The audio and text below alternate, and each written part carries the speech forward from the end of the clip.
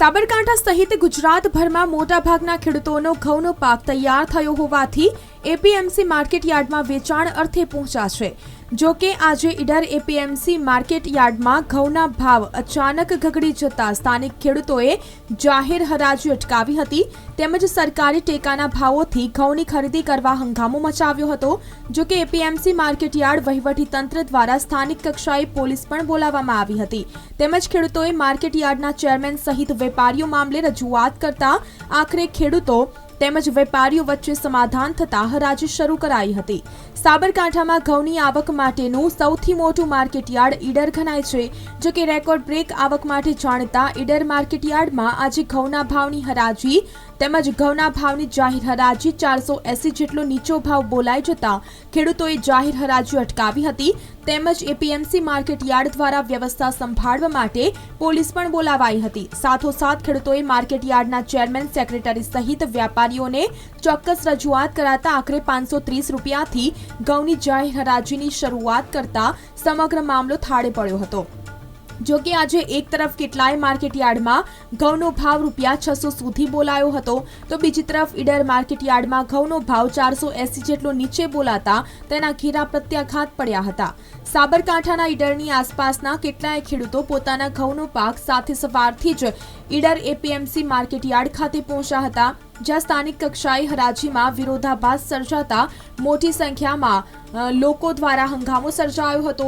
જો કે આખરે જાહેર હરાજીમાં ભાવના મામલે સહમતિ થતા સમગ્ર મામલો થાળે પડ્યો હતો। જો કે ખેડૂતોએ જાહેર હરાજી મામલે રાજ્ય સરકાર સહિત પ્રધાનમંત્રી સુધી ખેડૂતોના પાકના હરાજી મામલે જાગૃત થવા રજૂઆત કરી હતી।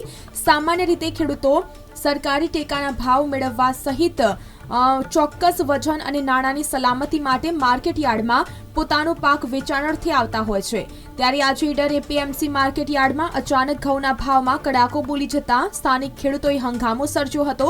જો કે એપીએમસી માર્કેટ યાર્ડના ચેરમેન સહિત સેક્રેટરીને આ મામલે ચોક્કસ રજૂઆત કરતા વેપારીઓને બોલાવી ફરી હરાજી શરૂ કરાવી હતી જેમાં 530 રૂપિયાથી હરાજીની શરૂઆત કરાતા સમગ્ર મામલો થાળે પડ્યો હતો તેમજ હાલમાં ઈડર માર્કેટ યાર્ડમાં ઘઉંની હરાજી ફરીથી શરૂ થઈ છે। એક તરફ ખેડૂતોની આવક બમણી કરવા મામલે રાજ્ય સરકારથી લઈને કેન્દ્ર સરકાર સામે કેટલાય સમયથી વિરોધાભાસ ચાલી રહ્યો છે ત્યારે આજે સાબરકાંઠાના ઈડરમાં ખેડૂતોને ઘઉંના પાકના ભાવ મામલે ભારે હંગામો સર્જ્યા બાદ આખરે સમજાવટથી સરકારી ટેકાના ભાવથી ખરીદી શરૂ કરાઈ છે ત્યારે આગામી સમયમાં જો વેપારીઓ દ્વારા ભાવ મામલે વિરોધાભાસ સર્જાશે તો ઈડરથી ફરી એકવાર હંગામો થશે તે નક્કી છે।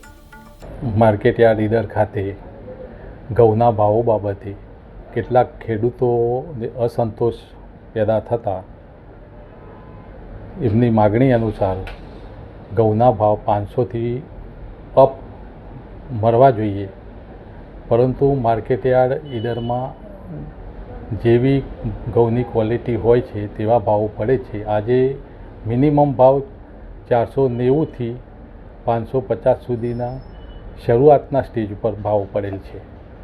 બાદમાં ખેડૂતો અને માજી ચેરમેન સાહેબ જોડે ચર્ચા વિચારણા થતો ખેડૂતો સાથે સમાધાન થયેલ છે અને પુનઃ હેરાજીની પ્રક્રિયા શરૂ થયેલ છે। હેરાજીની જે ઘઉંના હાલના ભાવો મિનિમમ 510-20થી શરૂઆત કરવામાં આવેલ છે। ખેડૂતોને સંતોષ થયેલ છે આ બાબતે। શિયાળાની કડકડતી ઠંડીની અંદર પિયત કરીને 7-7, 8-8 પાણ પાઈને ઘઉં પકવતો ખેડૂત આજે લાચાર બનીને બેઠો છે કારણ કે બહુ મોટી આશાઓ સાથે કે ભાઈ મિનિમમ આપણે ઘઉંના ભાવ આપણને 600-700 રૂપિયા મળે અને ખેડૂત એનું પૂરું કરે અને ખેડૂત એની આજીવિકા મેળવી શકે। ખેડૂતને ખેતી સિવાય બીજો કોઈ વિકલ્પ નથી તો આની અંદર એવું લાગી રહ્યું છે કે માર્કેટની અંદર ટ્રેડિંગવાળા જ કમાય છે, ખેડૂતનું શોષણ થઈ રહ્યું છે, એને પોષણક્ષમ ભાવો મળતા નથી અને ખેડૂત આવું ને આવું થશે તો ખેડૂતોને જમીન વેચવાનો વારો આવશે અને ખેડૂત આત્મહત્યા કરે છે એના કારણો આ જ છે।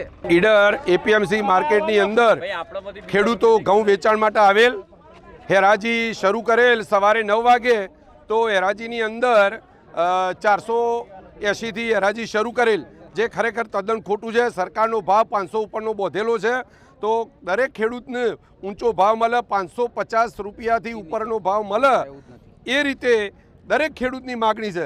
અત્યારે અહીંયા ઓછામાં ઓછા 100 ટ્રેક્ટર માલ આવેલો છે ઘઉંનું ઉત્પાદન પણ જોઈએ એટલા પ્રમાણમાં થયું નથી અને ખેડૂતને પડ્યા ઉપર પાટું છે. એટલે મહેરબાની કરીને દરેક એપીએમસીના ચેરમેન હોય, મંત્રીઓ હોય કે કારોબારી સભ્યો હોય કે કિસાન સંઘના આગેવાનોને પણ વિનંતી છે, વેપારીઓને વિનંતી છે કે ખેડૂતને 550 રૂપિયા ભાવ મળે, એનાથી ઊંચી હરાજી જાય તો એ જરૂરી છે. પાછળથી પણ કેટલાક પેપરમાં બતાવવા માટે વેપારીઓ 670-650ના ભાવો પાડતા હોય છે, એ બરાબર યોગ્ય ના કહેવાય. એટલે ખાસ મારી વિનંતી છે કે ઈડર એપીએમસીની અંદર અત્યારે પણ બધા ખેડૂતોએ સંગઠન કરી અને આ ખેડૂત વતીથી હું બોલું છું કે બધા ખેડૂતોએ નક્કી કર્યું કે ભાઈ અમને 550થી ઉપરનો ભાવ મળે, એ અમારી ખાસ વિનંતી છે.